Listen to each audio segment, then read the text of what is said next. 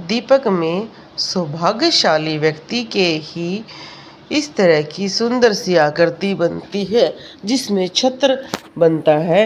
हिंदू धर्म के साथ साथ बहुत सारे धर्मों में छत्र की मान्यता पाई जाती है और खुशी में चढ़ाया जाता है। जब भी किसी व्यक्ति के दीपक में इस तरह से आकृति बनती है तो उसे प्रभु की शक्तियाँ प्राप्त होती हैं। वो जैसे कहा जाता है कि स्वयं प्रभु उसे अपनी गोदी में बिठा लेते हैं, अपनी शरण में ले लेते हैं, क्योंकि छत्र का मतलब ही होता है एक छाता नुमा चीज़। और हम सभी देवताओं के सर पर इसको चढ़ाना पसंद करते हैं या कोई भी सम्मान देने वाले व्यक्ति के ऊपर इस तरह की छाया की जाती है।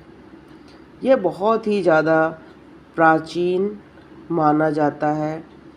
इसकी बहुत सारी महिमाएं हैं, बहुत सारे धर्मों में इसका वर्णन किया गया है और दीपक में इस तरह की आकृति बहुत अद्भुत है। जिसके भी दीपक में इस तरह की आकृति बनती है तो स्वयं वो भगवान की शरण में है। कहते नहीं कि वो भगवान की छत्र छाया में है, उसका कोई भी कुछ नहीं बिगाड़ सकता।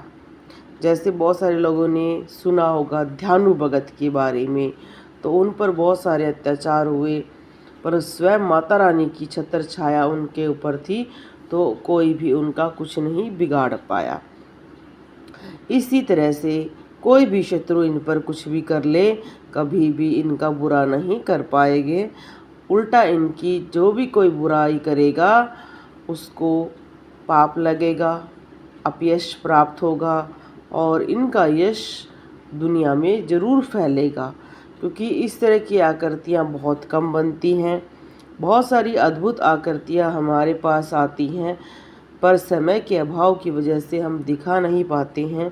फिर भी मेरी पूरी कोशिश रहती है कि आप सुंदर आकृति के साथ साथ अद्भुत, चमत्कारी, अलौकिक चीज़ों का दर्शन इस चैनल के माध्यम से कर पाएँ।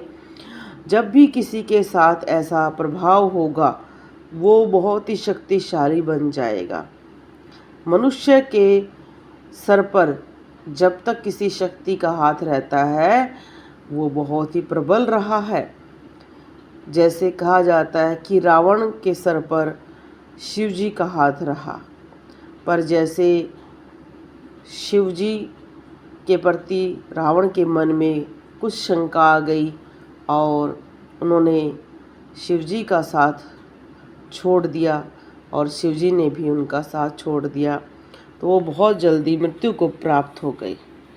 इसलिए जब भी आपकी ऐसी आकृतियाँ बनती हैं आपको कुछ अलौकिक शक्तियाँ भी प्राप्त होंगी, भविष्य देखने की क्षमता प्राप्त होनी शुरू हो जाएगी, बहुत सारी चीज़ों का आपको पता लगना शुरू हो जाएगा। पर उसे कभी भी अपने ऊपर अहंकार के साथ जोड़ना ना शुरू करें। ये शक्तियाँ आपको जो प्राप्त होंगी उनको कल्याणकारी चीज़ों में ही प्रयोग करना सीखें या प्रयोग करें, क्योंकि बहुत सारे लोगों को शक्तियाँ तो प्राप्त होती हैं पर वो तरीका नहीं सीख पाते हैं। तो उसके लिए आप ज़रूर देखें कि आपकी कौन सी कही हुई बातें सफल हो रही हैं, आपके मन में किस तरह के विचार आ रहे हैं। बहुत सारे इस तरह के व्यक्ति होते हैं, जब भी किसी दुखी व्यक्ति को देखते हैं तो उनके मन में विचार आ जाता है कि भाई जा तू 41 दिन तक शिव की पूजा कर, तेरे सारा काम बन जाएगा। तो उनको ये बात कहनी चाहिए कि भाई आपके लिए इस तरह के मार्ग खुल सकते हैं, आप इस तरह की पूजा करें। आप जैसे जैसे लोगों का कल्याण करेंगे प्रभु आपके साथ और भी ज़्यादा प्रबल रूप से चलेंगे।